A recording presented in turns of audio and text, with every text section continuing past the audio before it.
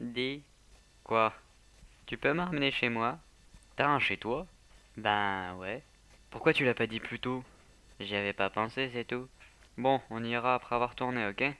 Ça veut dire que tu veux bien que je participe? Pour la dernière, je peux bien te faire ce cadeau. Cool!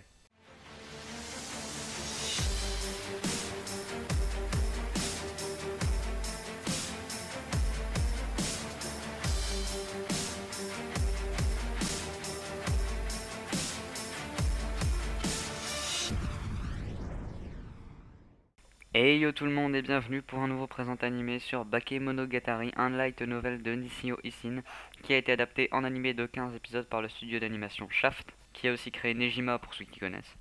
Même si les 3 derniers épisodes n'ont pas été diffusés à la télévision et sont tout de même disponibles en streaming. Au niveau de l'histoire, elle est centrée sur le personnage de Kiyomi Araragi, qui est un lycéen de terminale qui s'est fait attaquer par un vampire et guéri peu avant, comme tout lycéen normal.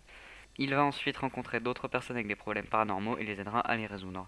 Une des particularités de cet animé, c'est que l'histoire des autres personnages est toujours découpée en 2 ou 3 épisodes. Pour ne pas vous spoiler tout l'animé, je vous parlerai donc que des deux premiers.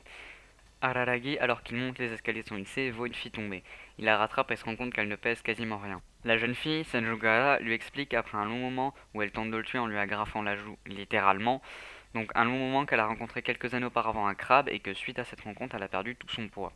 Araragi, connaissant ce type de problème, décide de l'aider en l'envoyant chez celui qui la soigne son vampirisme, Oshino, un prêtre qui guérit tous les problèmes paranormaux ou du moins ceux guérissables. Elle réussit à se débarrasser du crabe ainsi qu'à connaître justement la venue de celui-ci que je ne vous spoile pas pour la surprise.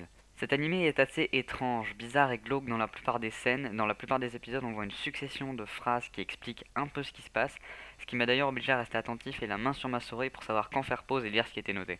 Aussi, l'ambiance de l'univers est assez spéciale. Le ton des couleurs est très vif, les personnages ont des mouvements assez étranges et des visages souvent bizarres. Leurs phrases n'ont des fois aucun lien avec le sujet. Parlons-en de ces phrases justement. Super transition. Si c'est pour dire des trucs comme ça, tu dégages. Ouais, ça va, pas la peine de s'énerver. Donc ces phrases justement, il parle vraiment de tout et n'importe quoi, souvent avec des sujets plus ou moins philosophiques ou plus ou moins pervers que je n'ai pas forcément compris. Quant aux résolutions de problèmes, elles sont très inattendues et ont souvent rapport avec la mythologie ou avec des légendes. C'est un animé que je vous conseille vivement, mais il faut le supporter car il est assez étrange, mais si on arrive à passer ça, il est extrêmement captivant. Donc les amis, c'est tout pour aujourd'hui, j'espère que cette vidéo vous a plu. Si c'est le cas, n'hésitez pas à mettre un like, à partager la vidéo et vous abonner si c'est pas déjà fait. Si vous avez des animés à me conseiller, dites-le en commentaire, ça me ferait plaisir, mais de préférence je prends des animés peu connus. Le prochain animé a déjà été décidé, mais je ne vous le spoile pas. Donc les amis, je vous dis à bientôt pour une prochaine vidéo. A plus.